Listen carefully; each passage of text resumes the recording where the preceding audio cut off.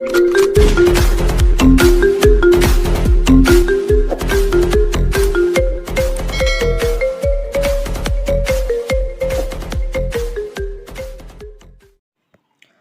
हम लोग इस वीडियो में पढ़ने वाले हैं क्लास 10 का इतिहास एनसीईआरटी बुक से चैप्टर नंबर 4 भारत में राष्ट्रवाद। दोस्तों, इस चैप्टर से जितने भी लघु उत्तरीय प्रश्न मैट्रिक बोर्ड एग्जाम में पूछे जाते हैं सभी सब्जेक्टिव प्रश्न को इस वीडियो में हम लोग करने वाले हैं। तो चलिए वीडियो स्टार्ट करते हैं। पहला प्रश्न है, खिलाफत आंदोलन क्यों हुआ? इसका उत्तर होगा, तुर्की का खलीफा जो ऑटोमन साम्राज्य का सुल्तान था और वह संपूर्ण इस्लामी जगत का धर्मगुरु भी था। तुर्की का जो खलीफा था वह ऑटोमन साम्राज्य का सुल्तान था और संपूर्ण इस्लाम यानी मुसलमान जगत के धर्मगुरु भी थे। प्रथम विश्व युद्ध में तुर्की की हार के बाद उस पर पड़ोसी देश द्वारा ऑटोमन साम्राज्य को भी खंडित कर दिया।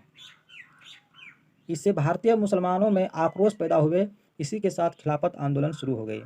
दोस्तों, जब प्रथम विश्व युद्ध में तुर्की की हार हुई तब उसके बाद उनके पड़ोसी राष्ट्र जो थे वह ऑटोमन साम्राज्य को भी खंडित कर दिया था।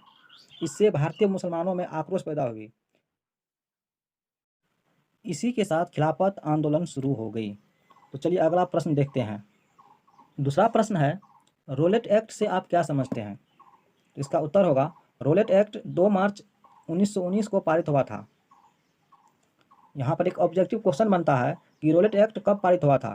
तो इसका उत्तर होगा 2 मार्च 1919 को। इसका मुख्य उद्देश्य भारत के क्रांतिकारी गतिविधियों पर अंकुश लगाना था। कहने का मतलब, जो भारत के लोग अंग्रेजों के खिलाफ कहीं भी आंदोलन करके अपनी बात को मनवा लेते थे, यानी क्रांतिकारी जो थे अपनी गतिविधि को तेज कर दिए थे, तो उस पर अंकुश लगाने के लिए रोलेट एक्ट का प्रयोग किया गया। इस एक्ट के तहत किसी भी भारतीयों को शक के आधार पर बिना वारंट गिरफ्तार कर बिना किसी मुकदमे के जेल में बंद कर देता था। अगला प्रश्न है, दांडी यात्रा का क्या उद्देश्य था? इसका उत्तर होगा, अंग्रेजों के नमक कानून के विरोध में गांधी जी के नेतृत्व में दांडी यात्रा की शुरुआत की गई। इसका मुख्य उद्देश्य था नमक कानून का विरोध करना। यह यात्रा साबरमती में गांधी जी के आश्रम से शुरू होकर दांडी गांव में समाप्त हुआ। यह एक पैदल यात्रा था। अगला प्रश्न है, गांधी इरविन पैक्ट या दिल्ली समझौता क्या था? इसका उत्तर होगा, सन 1931 ईस्वी के सविनय अवज्ञा आंदोलन के खतरनाक रूप को देखते हुए अंग्रेजों के द्वारा 5 मार्च 1931 ईस्वी को महात्मा गांधी और ब्रिटिश वायसराय लॉर्ड इरविन के बीच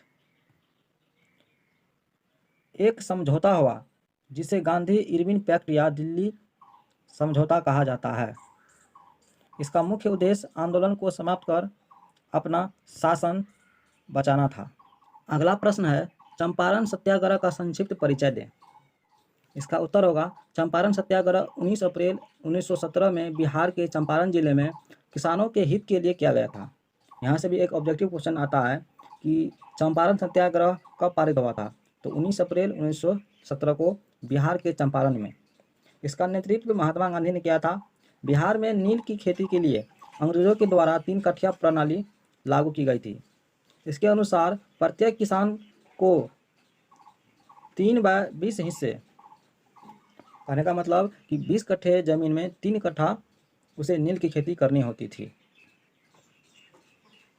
नील की खेती से मुनाफी न होने के कारण किसानों की स्थिति बहुत दयनीय हो गई थी। राजकुमार शुक्ल के निमंत्रण पर गांधी जी बिहार के चंपारण पहुंचे। यहाँ से एक ऑब्जेक्टिव क्वेश्चन आएगा कि गांधी जी को चंपारण किसने बुलाया था? तो इसका उत्तर होगा, राजकुमार शुक्ल ने। जब राजकुमार शुक्ल निमंत्रण पर गांधी जी बिहार के चंपारण पहुंचे और किसानों के 3 कठिया प्रणाली से छुटकारा दिलाने के लिए सत्याग्रह की शुरुआत की। अगला प्रश्न है, मेरठ षड्यंत्र से आप क्या समझते हैं? इसका उत्तर होगा, मार्च 1929 ईस्वी में ब्रिटिश सरकार ने 31 श्रमिकों नेताओं को बंदी बना लिया था।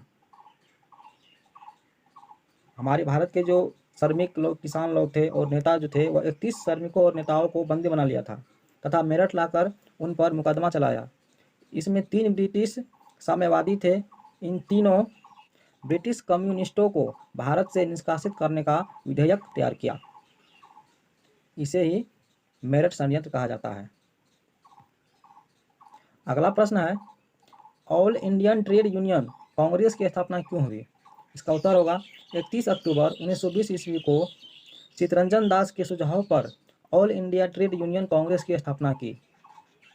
इसके द्वारा गरीबों, किसानों और मजदूरों की राष्ट्रीय आंदोलन से जोड़ना एवं उनकी मांगों का समर्थन करना था।